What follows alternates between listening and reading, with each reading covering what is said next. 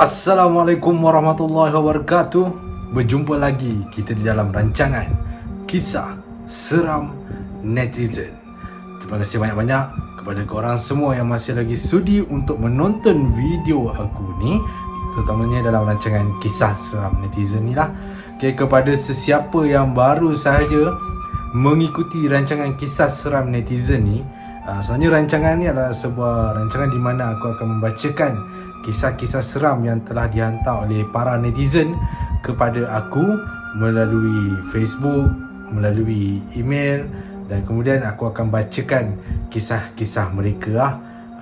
Tapi pada hari ini aku tak nak baca cerita, tapi aku buat dalam bentuk video, siap tunjuk muka aku pula. Okay, kerana hari ini aku cuma nak kongsikan ada dua kisah seram yang telah dikongsikan oleh satu kawan aku sendiri, dan satu lagi adalah ex-student aku lah. Okay, dua-dua pengalaman ni berlaku satu di tempat kerja dan satu lagi berlaku di rumah sewa student aku tu lah. Tapi sebelum aku nak sambung cerita tentang kisah mereka berdua ni, okay, jangan lupa untuk tekan butang subscribe, terutama sekali kepada yang baru menonton. Okay, tekan butang subscribe dan jangan lupa untuk tekan butang lonceng supaya korang mendapat notifikasi setiap kali aku memuat naik video-video yang terbaru. Okay, dan kemudian kalau korang suka lah dengan kisah seram netizen ni, jangan lupa untuk klik button thumbs up. Okay, so kita mulakan dengan kisah yang pertama untuk hari ini. Okay, ini adalah kisah yang berlaku kepada seorang kawan aku di tempat kerja. Dia ni sama tempat kerja dengan aku, dan ada something yang agak menyeramkan yang terjadi kepada dia apabila dia nak panggil kawan dia pergi makan, tapi rupa-rupanya kawan dia tak ada. Macam mana boleh jadi macam tu? Okay, kisah ni berlaku masa tu waktu tengah hari. Memang kalau orang kata waktu tengah hari ni, waktu siang, orang kata mesti tak ada lah kan benda-benda macam tu kan. Tapi sebaliknya yang terjadi. Lepas tu kawan aku dah dekat waktu makan tengah hari, dan dia ni duduk di bilik yang bertentangan dengan bilik kawan dia. Bertentangan ni maksud aku bukan dia betul-betul sebelah macam ni. Okay, macam dekat tengah-tengah ni ada koridor, dan bilik kawan dia tu bukan kat sini, tapi bilik kawan dia ni bertentangan dekat sebelah sini, macam ni, jauh kat sini, right, kat sini. Dan kat tengah-tengah tu ada, dia terpisah blok yang terpisah. Okay, blok yang terpisah. Tapi kawan aku yang duduk bilik ni, dia boleh nampak kawan dia yang duduk bilik ni sebab ada tingkapan dia boleh duduk. Okay, sebelum tengah hari tu, kawan aku dia tengok dekat bilik kawan aku yang kat sini ni, kat bilik ni. Okay, dia tengok dia nampak kawan dia tu. Katalah aku bagi nama samaran dia, katalah dia ni kawan aku yang seorang ni, katalah nama dia Ain, yang ni Nurul. Okay, Ain ni sepanjang siang tu, pagi tu, dia nampak Nurul tu ada dalam bilik. Dia nampak Nurul ada dalam bilik, dia tengok kat cermin. Okay, masa tu belum tengah hari, so tak lapar lah lagi kan. Jadi dia pun buatlah kerja macam biasa. Tengah hari ni orang pun ada ramai. Kemudian dah sampai tengah hari, yang member aku duduk bilik sini yang nama Ain ni, dia pun nak panggil Nurul ni nak pergi makan tengah hari sama-sama.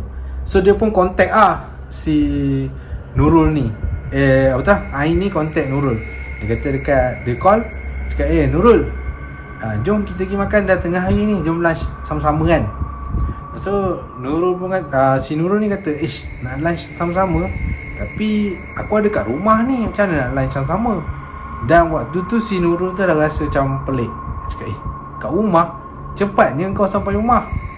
Dan Nurul ni pun cakap lah, cepat? Apa pasal cepat pula? Dan member aku si Ain ni pun dia kata, yelah cepat lah, tadi baru je aku nampak kau dalam bilik. Dan kemudian si Nurul ni pun dia macam terkejut tau. Kau nampak aku dalam bilik? Tapi masalahnya aku tak datang kerja hari ni. Lepas tu bila si Nurul tu cakap macam tu, yang member aku Ain ni pun dia macam, kau tak datang kerja? Ya, aku nampak kau dalam bilik lah. Lepas tu si Nurul tu, kau jangan main-main weh, aku memang tak datang kerja hari ni. Dan Ain ni pun, dia pun terus pergi kat tingkap. Dia tengok kat tingkap, dia tengok bilik si Nurul ni memang gelap dan tak ada orang.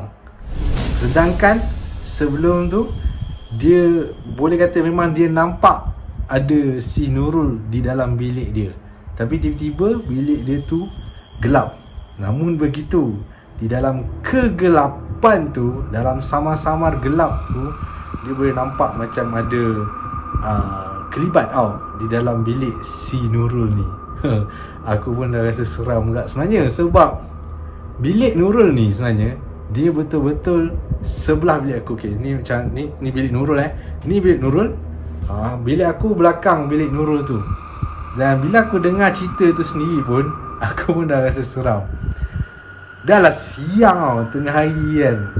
Memang cakap Nurul, bilik Nurul ada benda menyamar jadi dia. Memang aku seram sebab pengalaman aku sendiri pun, kadang-kadang bila aku duduk dekat bilik aku dan kalau Nurul tak ada dalam bilik dia, kadang-kadang aku boleh dengar macam bunyi orang tengah masukkan macam plug dalam soket. Tapi sedangkan pada waktu tu bilik Nurul tak ada orang. Aduh, aku cerita ni pun aku seram sebab terbayang kan, sebab bilik dia belakang bilik aku dan member aku si Ain ni boleh pula nampak ada benda yang menyerupai macam si Nurul. Scary lah. Okay, itulah kisah yang berlaku di tempat kerja aku berkenaan dengan si Nurul ni. Dia ternampak benda yang menyerupai si Ain ni, dia nampak member dia lagi seorang, si Nurul ni menyerupai si Nurul, benda yang menyerupai si Nurul. Aku meremang betul lah kalau cerita pasal benda ni. Okay, cerita yang kedua pula, kisah yang kedua ni berlaku pada seorang ex-student aku dan dia ni menyewa di sebuah rumah di Seri Skandar. Kat taman mana tak payah cakap tapi kat Seri Skandar lah. Okay, sebab aku ni kerja kat Seri Skandar, Perak. Okay, dan ex-student aku ni dia dikatakan dia ni boleh nampak, dia ada macam sixth sense kot. Dia kata dia ada sixth sense macam tu lah. So dia pun cerita lah kat aku, sebab masa tu kebetulan aku buat kelas dekat library. Dan bila dah habis kerja tu, kadang akan borak dengan student, dan dia pun buka lah cerita pasal apa benda yang dia nampak. Dan dia ni seorang perempuan lah. Okay, dia ni seorang student yang sangat bagus. Akademik dia pun memang cemerlang lah, dan belajar pun sampai sambung ke luar negara lah, kat New Zealand kalau tak silap aku. Dan dia ni, mak dia nak dia duduk rumah sewa, tapi mak dia tak nak dia campur lah dengan orang lain. Tapi dia ni bukanlah tak bersosial punya orang, berkawan punya orang, ada ramai kawan-kawan dia. Cuma atas nasihat mak dia nak dia duduk sorang-sorang. Kira mak dia macam yakin dan berani lah bagi anak dia duduk sorang-sorang kat rumah sewa tu. Okay, tak apalah, itu dah option yang mak dia bagi. Okay, so student aku ni pun dia duduk lah menyewa tu rumah berseorang diri. Dan kemudian dia cerita kat aku, ada satu malam ni, masa tu dia sedang menggosok baju. Okay, iron baju. Dan masa dia iron baju tu, dia iron baju, depan dia ada cermin, ada tingkap. Masa tu malam, dia tengah gosok baju. Masa tu malam, dia tengah gosok baju. So dia gosok baju, tiba-tiba dia rasa macam dia ni diperhatikan tau. Dia rasa diri dia diperhatikan. Mula dia tak nak tengok kat luar tingkap. Dia tak nak tengok, dia nak abaikan dan dia nak gosok je lah baju dia. Okay, tapi ya, orang kan bila dia rasa diperhatikan, dia mesti nak tengok balik siapa yang sedang perhatikan dia. Tapi bila ex-student aku ni tengok ke depan, straight ke tingkap tu, saya ingat lah tiba kamera ni, dia tengok straight ke tingkap tu, dia tak nampak apa-apa lah. Ya, depan dia tu rumah orang kan, tapi tak ada apa-apa, gelap, ada lampu jalan semua, tapi tak nampak apa-apa. Okay, tapi tak ada orang, tak ada orang perhatikan aku. Tapi kenapa aku masih lagi rasa, dia cakap kenapa dia masih lagi rasa macam ada orang sedang perhatikan dia. So daripada pandangan straight macam tu, dia tengok straight kat depan rumah dia, straight, dia alihkan pandangan dia ke atas. Masa dia alihkan pandangan dia ke atas, dia ternampak dia aku cerita ni pun meremang. Dia ternampak ada satu susuk tubuh lembaga berpakaian serba putih dekat atas, dekat bumbung rumah orang. Dia tengok. Lepas tu ex-student aku ni macam terkesima, tenganga kejap. Oh benda tak tu. Okay, alright, rambut panjang, baju putih. Memang kalau korang nak kata klise lah, tapi benda tu bila dia jadi waktu kita berseorangan, rasa seram tu akan datang takut tu akan datang kan. So dia cakap, wish, benda tu. So ex-student aku ni pun dia malas nak fikir panjang. Dia pun buat tak tahu, dia pandang bawah balik, dia habiskan gosok baju dan kemudian dia simpan semua barang tu dan dia nak tidur terus Dan yang bestnya, masa dia nak tidur ni cerita dia masa dia nak tidur Masa dia nak tidur, masa dia tengah baring, okay, dia dah baring atas katil dia. Katalah macam dia baring atas katil dia, dia menghadap, katalah macam okay, ni katil dia. Right, dia baring, dia menghadap ke sini dia menghadap ke sini. Right, dia menghadap ke sini. Dan masa dia tengah baring tu tiba-tiba dia boleh rasa macam ada orang duduk atas katil dia. Kita pun tahu perasaan macam mana orang duduk atas katil kita.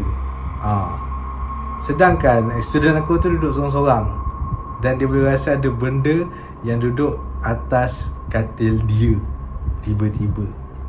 Okay, rasa katil tu kena henyak. So student aku tu dia kata, sudah macam mana ni. Okay, dan kemudian bila dia rasa katil tu macam kena duduk, dia dengar bunyi nafas pula.